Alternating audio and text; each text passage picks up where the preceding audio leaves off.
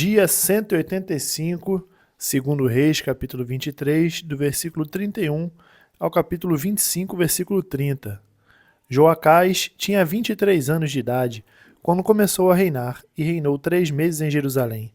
A mãe dele se chamava Amutal e era filha de Jeremias de Libna. Joacás fez o que era mal aos olhos do Senhor, segundo tudo o que seus pais haviam feito. Porém, Faraó Neco mandou prendê-lo em Riba, na terra de Amate, para que não reinasse em Jerusalém, e impôs à terra um tributo de 3.400 quilos de prata e 34 quilos de ouro.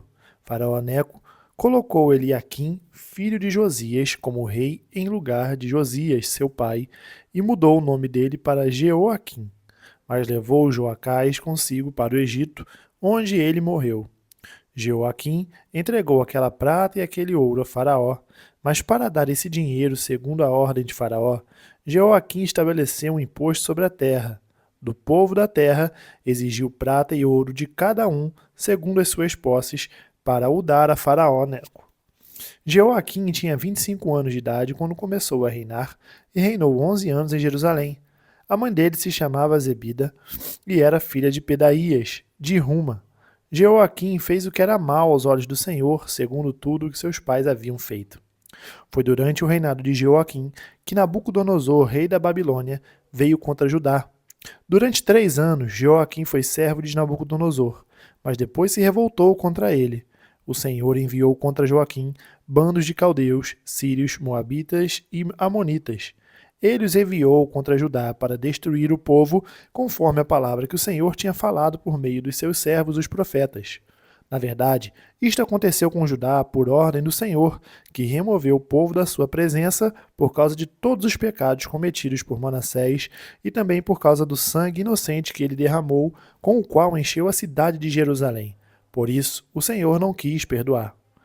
Quanto aos demais atos de Jeoaquim e a tudo o que fez, não está tudo escrito no livro da história dos reis de Judá. Jeoaquim morreu e Joaquim, seu filho, reinou em seu lugar. O rei do Egito nunca mais saiu da sua terra, porque o rei da Babilônia tomou tudo o que era dele, desde o ribeiro do Egito até o rio Eufrates. Joaquim tinha 18 anos de idade quando começou a reinar e reinou 3 meses em Jerusalém. A mãe dele se chamava Neusta e era filha de Eunatã, de Jerusalém. Joaquim fez o que era mal aos olhos do Senhor, como seu pai havia feito antes dele. Naquele tempo, os servos de Nabucodonosor, rei da Babilônia, subiram a Jerusalém e a cidade foi cercada. Nabucodonosor, rei da Babilônia, veio à cidade quando os seus servos a sitiavam.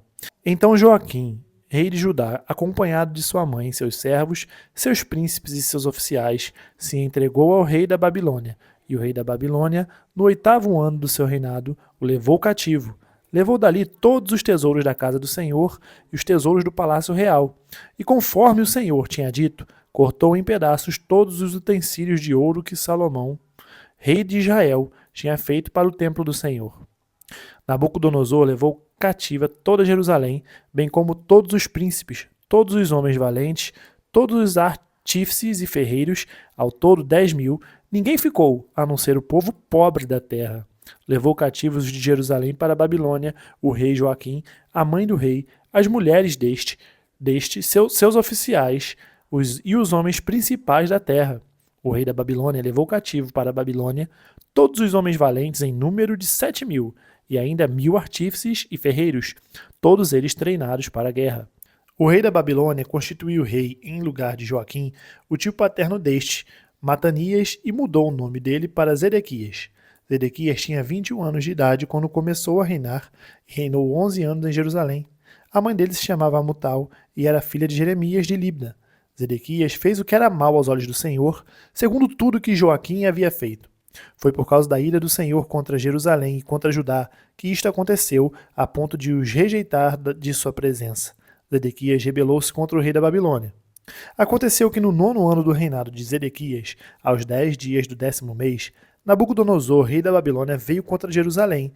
Ele e todo o seu exército sitiaram a cidade e construíram rampas de ataque ao redor dela. A cidade ficou sitiada até o 11º ano do reinado de Zedequias. Aos 9 dias do 4º mês, Quando a cidade se via apertada pela fome e não havia pão para o povo da terra, a cidade foi arrombada. Embora os caldeus estivessem em volta da cidade, todos os homens de guerra fugiram de noite pelo caminho do portão que fica entre as duas muralhas, perto do jardim do rei. Fugiram na direção do vale do Jordão. Mas o exército dos caldeus perseguiu o rei Zedequias e o alcançou nas campinas de Jericó. E todo o exército deste se dispersou e o abandonou. Então Zedequias foi preso e levado ao rei da Babilônia, em Ribla, o que lhe pronunciou a sentença. Mataram os filhos de Zedequias na frente dele e então lhes furaram os olhos, amarraram-no com correntes de bronze e o levaram para a Babilônia. No 7º dia do 5º mês, no 19º ano do reinado de Nabucodonosor, rei da Babilônia, Nebuzaradã, chefe da guarda e servidor do rei da Babilônia, veio a Jerusalém. Ele queimou a casa do Senhor e o palácio real, bem como todas as casas de Jerusalém. Também entregou às chamas todas as construções importantes. Todo o exército dos caldeus que estava com o chefe da guarda derrubou as muralhas ao redor de Jerusalém. Nebuzaradã e o chefe da guarda levou cativos o resto do povo que havia ficado na cidade, os desertores que se entregaram ao rei da Babilônia e o restante da população. Porém, o chefe da guarda deixou alguns dos mais pobres da terra para serem vinhateiros e lavradores. Os caldeus cortaram em pedaços as colunas de bronze que estavam na casa do Senhor, bem como os suportes e o mar de bronze que estava na casa do Senhor. E levaram o bronze para a Babilônia.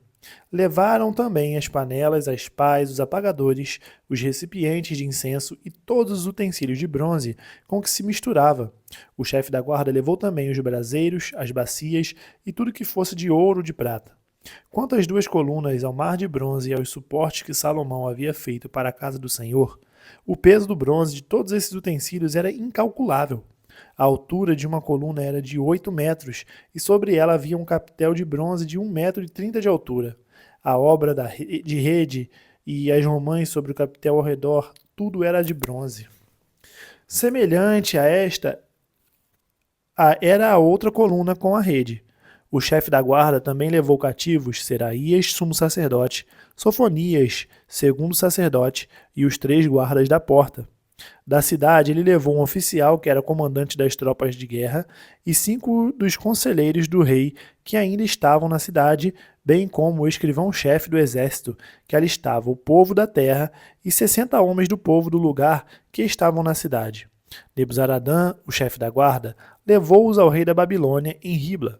O rei da Babilônia os matou ali mesmo, em Ribla, na terra de Amate. Assim, Judá foi levado cativo para fora da sua terra. E sobre o povo que havia ficado na terra de Judá, que Nabucodonosor, rei da Babilônia, havia deixado ali, ele nomeou como governador Gedalias, filho de Aicão, filho de Safã. Quando os capitães dos exércitos, os seus soldados, ouviram que o rei da Babilônia havia nomeado Gedalias como governador, foram falar com ele em Mispá. Esses capitães eram Ismael, filho de Netanias, Joanã, filho de Careá, Seraías, filho de Tanumete, o netofatita, e Jazanias, filho do Maacatita. Com eles estavam os seus soldados. Gedalias jurou a esses capitães e aos seus soldados, dizendo: Vocês não precisam ter medo dos oficiais dos caldeus. Fiquem na terra, sirvam o rei da Babilônia, e tudo irá bem com vocês. Porém, no 7º mês, Ismael, filho de Netanias, filho de Elisama, que era da família real, veio até Mispá com 10 homens. Eles atacaram Gedalias e o mataram. Também mataram os judeus e os caldeus que estavam com ele em Mispá. Então todo o povo, desde o menor até o maior, junto com os capitães das tropas, se levantaram e foram para o Egito, porque tinham medo dos caldeus. No 37º ano do cativeiro de Joaquim, rei de Judá, no dia 27 do 12º mês, Evil-Merodach, rei da Babilônia, no ano em que começou a reinar, libertou do cárcere Joaquim, rei de Judá. Falou com ele de modo bondoso e lhe deu um lugar de mais honra do que a dos reis que estavam com ele na Babilônia. Permitiu que ele deixasse de usar as roupas de prisioneiro e Joaquim passou a comer na presença dele todos os dias da sua vida. E da parte do rei lhe foi dada subsistência vitalícia, uma pensão diária durante todos os dias da sua vida. Atos capítulo 22, do versículo 22 ao capítulo 23, versículo 10. Até este ponto, a multidão ficou ouvindo. Mas quando Paulo disse isso, começaram a gritar bem alto: Fora com ele, mate-o, porque ele não merece viver. Enquanto eles gritavam, tiravam as suas capas e jogavam poeiras para o ar. O comandante ordenou que Paulo fosse recolhido à fortaleza e que, sob açoite, fosse interrogado para saber por que motivo estavam gritando assim contra ele. Quando o estavam amarrando com correias, Paulo perguntou ao centurião que ali estava: Será que vocês têm o direito de açoitar um cidadão romano sem que ele tenha sido condenado? Ouvindo isto, o centurião procurou o comandante e lhe disse: Que é isso que o senhor está prestes a fazer? Sabia que aquele homem é cidadão romano? Então o comandante veio e perguntou a Paulo: Diga-me uma coisa, você é romano? Paulo respondeu: Sou. E o comandante disse: Eu tive de gastar muito dinheiro para conseguir essa cidadania. Ao que Paulo respondeu: Pois eu a tenho de nascença. Imediatamente se afastaram os que iam interrogá-lo com açoites. O próprio comandante ficou com medo quando soube que Paulo era romano, porque tinha mandado amarrá-lo.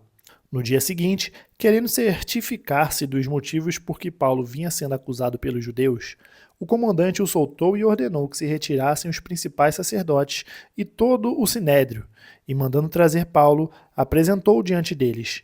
Paulo, fixando os olhos no sinédrio, disse: Meus irmãos, tenho vivido até o dia de hoje com a consciência limpa diante de Deus.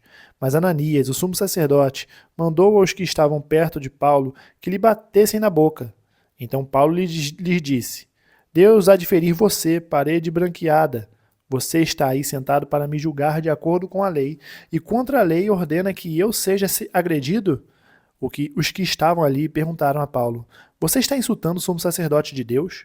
Paulo respondeu: Eu não sabia, irmãos, que ele é sumo sacerdote, porque está escrito: Não fale mal de uma autoridade do seu povo.